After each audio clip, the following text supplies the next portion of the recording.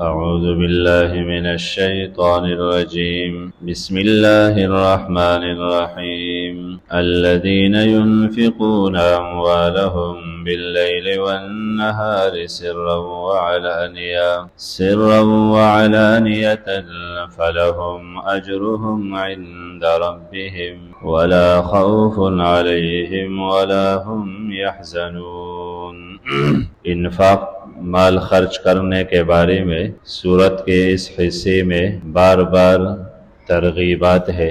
مثالوں کے ذریعے 4 مثالوں کے ذریعے سمجھایا۔ خرچ کرنے والوں کے 4 قسمیں ہیں اور ان کے 4 امثلہ، اور پھر خرچ کرنے کے طرف ترغیب کہ یہ سبب بخشش ہے، سبب فضل ہے، اللہ مزید فضل کرے گا۔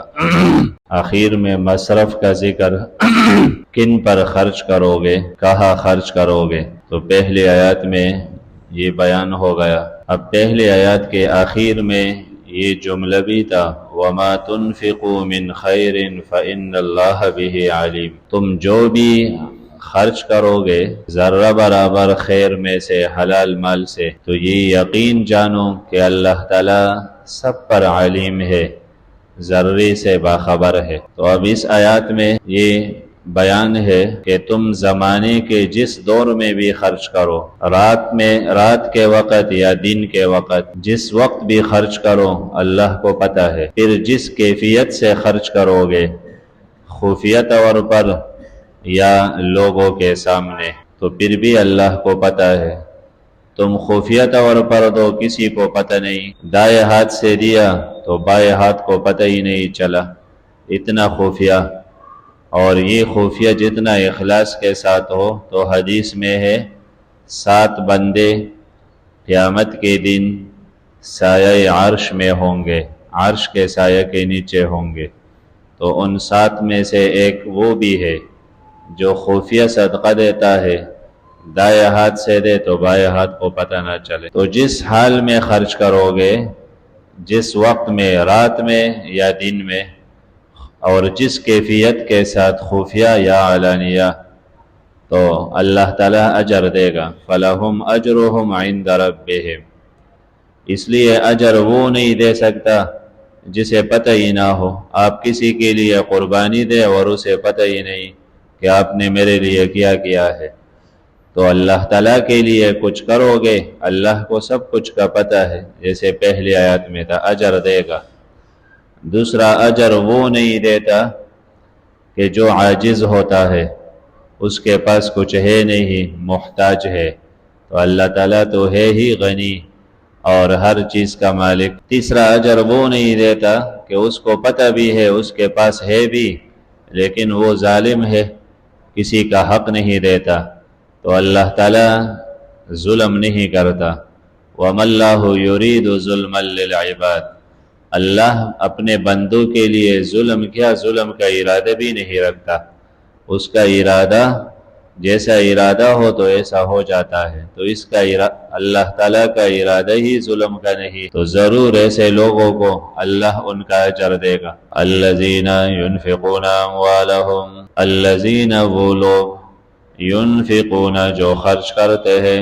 ينفقون ایک تو ہم معنی کرتے ہیں نا، جو خرچ کرتے ہیں، لیکن عربی میں انفاق الگ ہے، اردو میں خرچ الگ ہے۔ اردو میں جہاں بھی آپ خرچ کریں، گناہ میں ہو یا صحیح جگہ، سب کو خرچ کہا جاتا ہے۔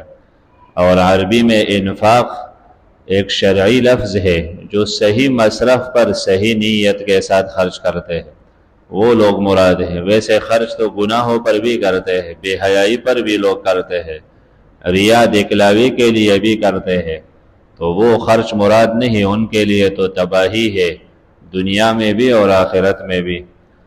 الذین وہ لوگ، ينفقون جو خرچ کرتے ہیں، اموالہم اپنے اموال کو، تو مال کوئی بھی ہو، نقدی ہو، کاروبار کا ہے، زمین کا خراج ہے، جو خرچ کرتے ہیں اپنے اموال، باللیل والنہار، رات کو، والنہار اور دن کو، رات کو خرچ کرتے ہیں یا دن کو۔ تو یہ مال خرچ کرنا ایک ایسا عبادت ہے کہ اس کے لیے وقت نہیں ہے، جیسے نماز مکروہ وقت میں نہیں پڑھ سکتے ہو، اس کے لیے وقت مقرر ہے۔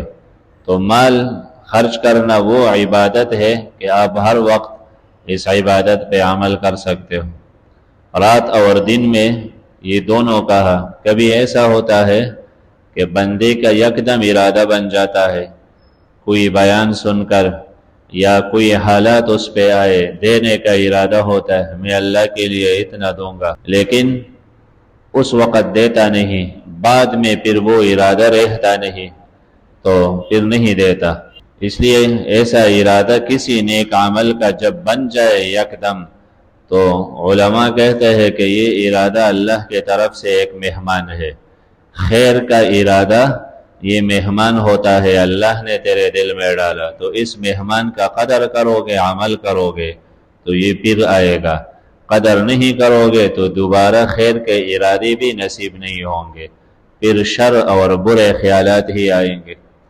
تو رات دن جب بھی خیر کا ارادہ آئے مال خرچ کرنے کا تو اس وقت خرچ کرو، بعد میں ہو سکتا ہے ان اللہ یحول بین المرء وقلبہ، کبھی اللہ تعالیٰ کے فیصلے انسان اور اس کے ارادوں کے درمیان رکاوٹ بن جاتے ہیں۔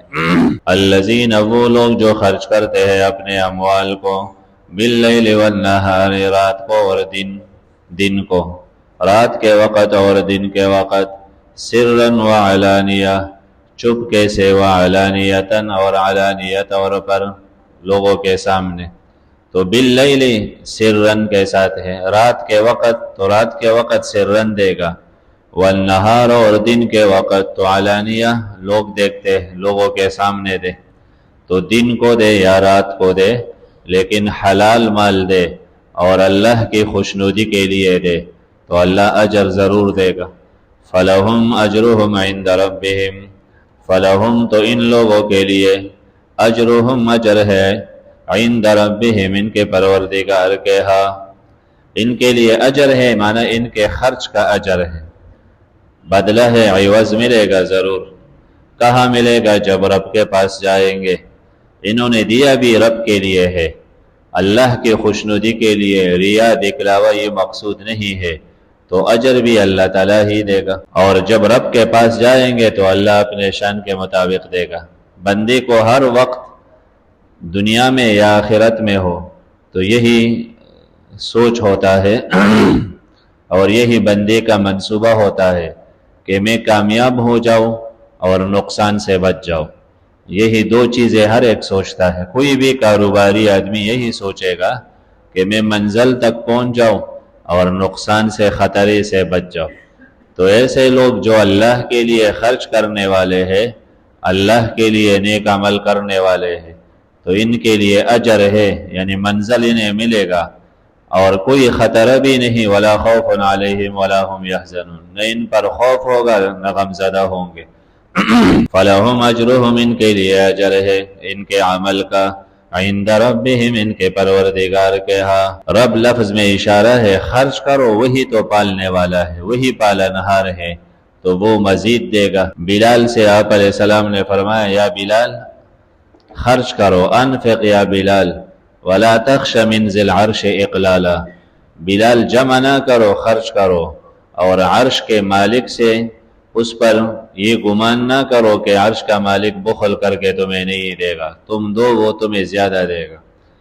ولا خوف علیہم ولا هم يحزنون، ولا خوف، نہ کوئی خوف ہوگا، کوئی ڈر، علیہم ان پر، ولا هم يحزنون، اور نہیں لوگ غم زدہ ہوں گے۔ خوف ڈر کو کہا جاتا ہے، یحزنون حزن، غم، پریشانی، ٹینشن۔ تو خوف مستقبل پر ہوتا ہے، بندہ خوف کہتا ہے کہ کل میرے ساتھ کیا ہونے والا ہے اور میرا مستقبل کیا بنے گا، اور حزن، غم، یہ ماضی کے اوپر ہوتا ہے، گزرے ہوئے زمانے کے غم انسان کو کھا لیتا ہے، پچھلے باتیں یاد کر کے اپنے ماضی کی گناہوں کو، برائیوں کو، ناکامیوں کو یاد کر کے تو کبھی بندہ ڈپریشن میں مبتلا ہو جاتا ہے۔ برے خیالات، برے عادات ان کو آرام سے بیٹھنے نہیں دیتا، پریشان رہتا ہے۔ تو انسان کو چاہیے کہ اپنے ذہن کو درمیانی کیفیت پہ رکھے۔ ماضی کے بہت سوچ یہ بھی انسان کو کام کرنے نہیں دے گا، پھر سوچ سوچ میں رہ جاؤ گے، اور مستقبل کا ہر وقت خطرہ یہ بھی آپ کو کام کرنے نہیں دے گا۔ تو مستقبل اللہ کے حوالے ہے، اور ماضی اللہ نے آج تک تم کو محفوظ رکھا ہے، اور باوجود اتنے گناہوں کے پردہ ڈالا ہے، تو اس سے امید رکھو وہ آئندہ بھی آپ کا حفاظت کرے گا۔ جب آج تک اس نے تمہیں رسوائی سے بچایا ہے، تو اس کے کرم سے اور ان کے ستار صفت ہے، پردہ پوشی ان کو پسند ہے، تو وہ آپ کو آئندہ بھی عزت سے رکھے گا۔ تو یہ بہترین علاج ہے، بندہ اپنے آپ کو نارمل حالات پہ رکھے، نہ مستقبل کا زیادہ خوف کرے اور نہ ماضی کے غموں میں اپنے آپ کو پریشان کر دے۔ تو یہ لوگ جنتی ہے جو اللہ کے لیے خرچ کرتے ہیں، اللہ کے لیے عمل کرتے ہیں۔ قیامت کے دن نہ ان کو خوف ہوگا کہ آگے دوزخ ہے، اور نہ اپنے دنیا کو یاد کر کے پریشان ہوں گے، بلکہ خوش ہوں گے کہ دنیا میں اچھا کر کے آئے ہیں۔ وَلَا خَوْفٌ عَلَيْهِمْ، نہ کوئی خوف ہوگا ان پر، وَلَا هُمْ يَحْزَنُونَ، اور نہ یہ لوگ غم زدہ ہوں گے۔